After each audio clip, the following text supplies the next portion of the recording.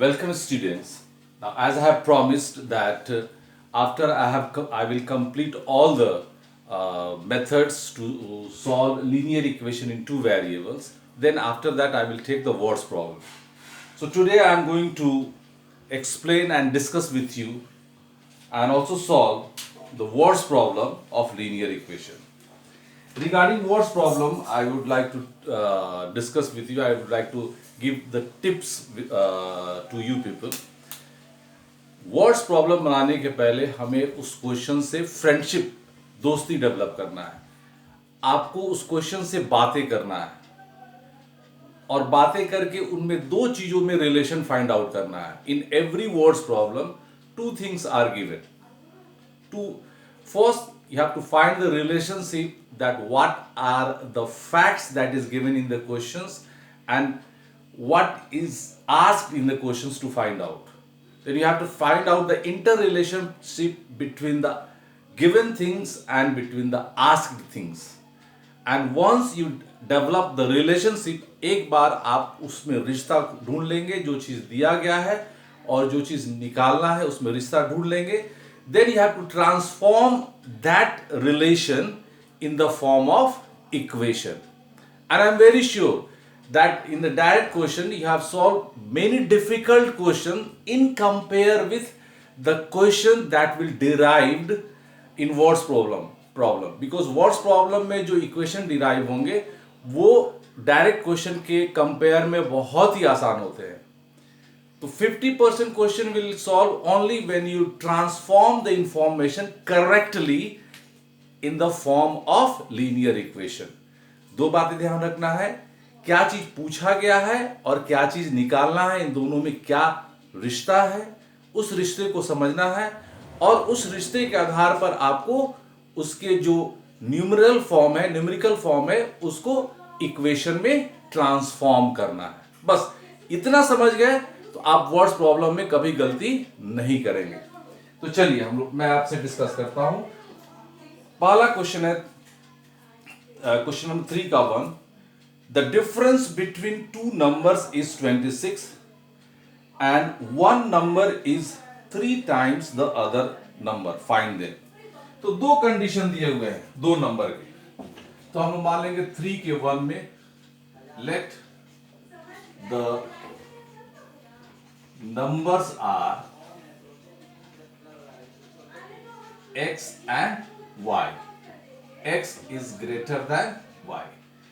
According to question you have given that first condition, the difference means minus, the difference between the two number is 26. X minus y is equal to 26.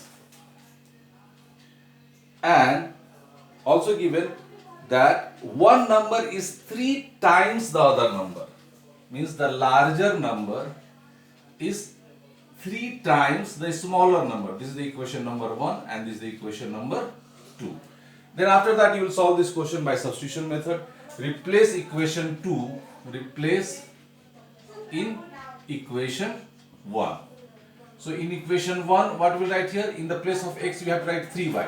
The 3y minus y is equal to 26, 2y is equal to 26 and y is equal to 30. After that from equation 2 you will be able to find the value of x. Now I am going to take question number 2. The larger of two supplementary angles exceed the smaller by 18 degree. Find them. What are the two conditions? Two angles are supplementary and the larger angle is 18 degree more than the smaller angle. तो हम लोगों ने रिश्ता ढूंढ लिया. दो चीजें दी गई है, सप्लीमेंट्री एंगल और बड़ा जो एंगल है वो छोटे एंगल से कितना अधिक है, 18 डिग्री. इन दोनों में हम रिलेशन एस्टैब्लिश कर लिए. अब इसको क्या करना है बच्चों, इक्वेशन में ट्रांसफॉर्म करना है. हम एज्यूम कर देंगे late supplementary angles are x and y, where x is greater than y.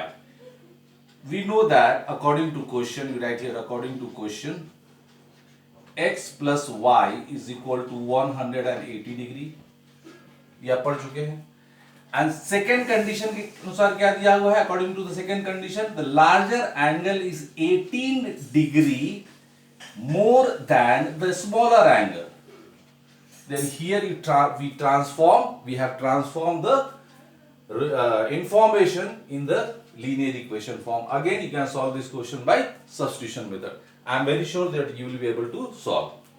Now I am going to take question number 3rd. The coach of a cricket team buys 7 bats and 6 balls for rupees 3,800. Later, she buys 3 bats and 5 balls for 1,750. Find the cost of each bat and each ball. तो ये बहुत ही आसान है बच्चों। इसमें क्या दिया हुआ है, हमारे पास 2 कंडीशन दिए हुए हैं अलग अलग बैट और बॉल के प्राइस के। तो हम लोग क्या एज्यूम कर लेंगे, late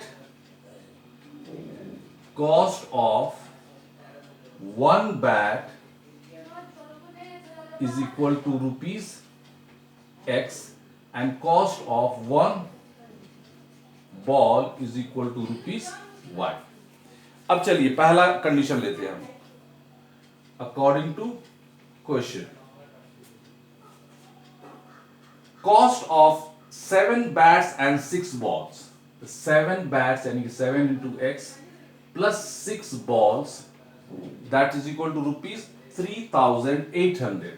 Rupees 3,800. This is the equation number 1. Now again you have condition number 2. 3 bats and 5 balls. 3 bats and 5 balls cost rupees 1,750. Equation number 2.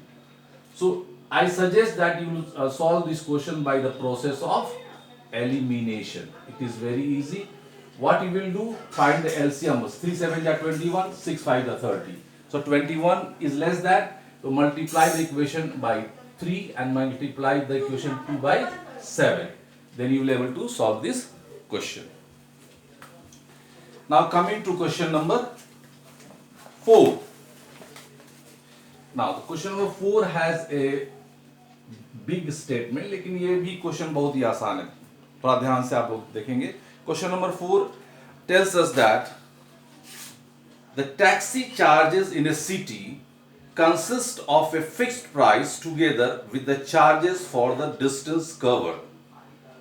For a distance of 10 km, the charges paid rupees 105, and for a journey of 15 km, the charges is rupees 155. अब थोड़ा इस पे मैं आपसे discuss करना चाहूंगा। कहीं भी बड़े शहर में जब हम टैक्सी लेते हैं तो उसके 2 तरह के चार्जेस होते हैं। हम टैक्सी में बैठ गए तो उसका एक फिक्स चार्ज हो गया, उसके बाद पर किलोमीटर के अलग अलग चार्जेस होते हैं। तो टैक्सी में बैठने का जो चार्ज होता है वो फिक्स चार्ज, और उसके बाद पर kilometre that depend upon that how much distance you have covered. उसमें उस कंडीशन के अनुसार दे रहा है कि ए डिस्टेंस ऑफ 10 किलोमीटर चार्जेस 105। हमको क्या मालूम करना है बच्चों, we have to find what are the fixed charge and the charges per kilometer. इसको assume कर लेंगे, let the fixed charge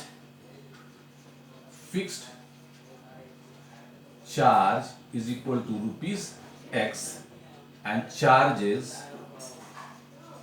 per kilometer is equal to rupees Y. अब 10 किलोमीटर के चार्जेस कितने दिए हैं बच्चों, 105। तो हम लिखेंगे according to question, fixed charge plus charges for the 10 kilometre is 105। इसको कैसे समझेंगे, अगर 1 किलोमीटर गया तो y रुपीस, 2 किलोमीटर गया तो 2y रुपीस, 3 किलोमीटर गया तो 3y रुपीस, और 10 किलोमीटर गया तो 10y rupees plus fix charge 105। For 15 kilometer, rupees 155. So similarly, x plus 15y is equal to 155. This is equation number 1. This is equation number 2. अब हम क्या करेंगे बच्चों, अब हम फाइंड आउट कर लेंगे। एक और कंडीशन दिया हुआ है, how much does a person have to pay for travelling a distance of 25 kilometre. चलिए इसको थोड़ा हम बाद में बनाएंगे, पहले इस फर्स्ट पार्ट को हम लोग सॉल्व करते हैं। तो इसको हम लोग एलिमिनेशन मेथड से सॉल्व करेंगे। Since here the coefficients are same of x and their signs are same, क्या करना है बच्चों, हमको सब्ट्रैक्ट करना है। Minus minus and minus, plus x minus x answer. -5y is equal to 5 minus 5 0, 5 minus 0 5 minus 50, so y is equal to 10, which means the charges per kilometer is ₹10। अब equation 1 से हम डिराइव कर लेंगे, हम यहां पर जो हमारा इक्वेशन 1 है x plus 10y से हम fix charge from equation 1 x plus 10 into 10 is equal to 105, so x is equal to 105 minus 100, that is equal to ₹5। so first part का आंसर क्या निकल गया बच्चों कि fix charge is equal to ₹5 and charges for per kilometer is equal to ₹10। इसका एक और भाग दिया गया था कि if a person travels 25 kilometer, तो 25 किलोमीटर की चार्जेस क्या हो जाएंगे, charges for 25 kilometer that's equal to x plus 25y, then replace the value of x and value of y। x is equal to 5 plus 25 into 10, that is equal to 5 plus 250, that is equal to ₹255। now there are two more questions, I will also explain these two questions बच्चों। अब मैं आपको suggest करूंगा कि आपको इस तरह के क्वेश्चंस RS अग्रवाल में मिलेंगे। एनसीईआरटी में आपको हर एक टाइप के क्वेश्चन, जैसे चार्जेस वाले, रिलेशन, नंबर के रिलेशन वाले। अभी 2 क्वेश्चन मैं एक्सप्लेन करूंगा जिसमें फ्रैक्शन और एजेस वाले हैं, एक एक क्वेश्चन है। तो मैं आपको सजेस्ट करूंगा कि अपने नॉलेज को और कॉन्फिडेंट करने के लिए वर्ड्स प्रॉब्लम में हर एक टाइप के question, means relation of numbers, relation of ages, relation between fractions, numerator and denominator, at least you solve 3 questions from R.S. Agrawal. Now, we'll come to the question number 4 of question number 3, exercise 3.3. In this question, it tells us that a fraction becomes 9 upon 11 if 2 is added to both the numerator and denominator, and if 3 is added to both the numerator and the denominator, it becomes 5/6. Find the fractions. चलिए, तो fractions के हम जानते हैं 2 part होते हैं। हम मान लेंगे let the numerator is equal to x and denominator is equal to y. इस कंडीशन में हमारा फ्रैक्शन क्या हो जाएगा बच्चों? Fraction becomes x upon y। अब हम लिखेंगे अकॉर्डिंग टू क्वेश्चन। मैं कलम चेंज करने की कोशिश कर रहा हूं कि इसका इंक ठीक से काम नहीं कर रहा है बच्चों। चलिए, अब पहले कंडीशन के अनुसार क्या कह रहा है हमारे पास कि 2 is added to both x upon 2 plus y upon 2, the fraction becomes 9 upon 11. We'll do the cross multiplication. 11x plus 11 2 ja 22 is equal to 9y plus 9 2 ja 18. 11x minus 9y is equal to 18 minus 22, that is equal to minus 4. Now, according to the condition 2, 3 is added to both, the fraction becomes 5/6. X upon 3 plus y upon 3, the fraction becomes 5/6. And from this equation, you will also find the equation number 2, and you will be able to solve the questions. Now I'm going to take the last question. This question is also very important. This is the question number 6. It is the question of ages, relation between ages. Here you have given 5 years hence the ages of Jacob will become 3 times that of his sons. 5 years hence मतलब 5 साल बाद Jacob की उम्र उसके बेटे की उम्र की 3 टाइम्स हो जाएंगी. 5 years ago 5 साल पहले Jacob's age was 7 times that of the son. What are their present age? चलिए, तो इसमें 2 रिश्ता दिया गया है बच्चों, 5 साल के बाद का और 5 साल के पहले का, और प्रेजेंट एज निकालना है. तो हम लोग पहले प्रेजेंट एज को एज्यूम करेंगे. Let present age of Jacob is equal to x years and present age of the son is equal to y years. अब हम चलते हैं पहले कंडीशन में, 5 साल पहले. अकॉर्डिंग टू क्वेश्चन ये 5 साल पहले का उम्र एज हो गया पापा जी का, और 5 साल पहले का उम्र हो गया बेटा जी का, और 5 साल बाद का उम्र. हेंस 5 साल अभी प्रेजेंट एज में 5 साल हम लोगों ने जोड़ दिया, तो दे रहा है कि विल बिकम 3 टाइम्स. पापा की उम्र बेटे की उम्र की तिगुनी हो जाएगी. तो इक्वल करने के लिए क्या करेंगे, हम बेटे की उम्र में 3 से मल्टीप्लाई करेंगे. तभी क्या हो जाएगा हमारा 3y प्लस 15. अब इसे इक्वेशन नंबर 1 डिराइव करेंगे. x minus 3y is equal to 15 minus 5 that is equal to 10. Equation number 1. अब चलते हैं कि 5 साल पहले उनके उम्र में क्या रिश्ता था. तो ये हो गया प्रेजेंट एज पापा का, ये हो गया प्रेजेंट एज बेटा का. 5 साल पहले के लिए 5 साल हम लोगों ने घटा दिया, इनमें भी 5 साल घटा दिया. 5 साल पहले जो पापा जी थे जेकब, उनकी उम्र अपने बेटे की उम्र की 7 टाइम्स थी. तो जाहिर है कि हम बेटा की उम्र में ही मल्टीप्लाई करेंगे, पापा की उम्र में तो मल्टीप्लाई करेंगे नहीं इक्वल करने के लिए. तो ये हो जाएगा हमारा 7y minus 35. So x minus 7y is equal to minus 35, और प्लस 5 इधर आया, क्या हो गया हमारा माइनस 30. Equation number 2. अब बहुत ही आसान है बच्चों, हमने 2 इक्वेशन डिराइव कर लिया. x minus 3y is equal to 10, x minus 7y is equal to minus 30.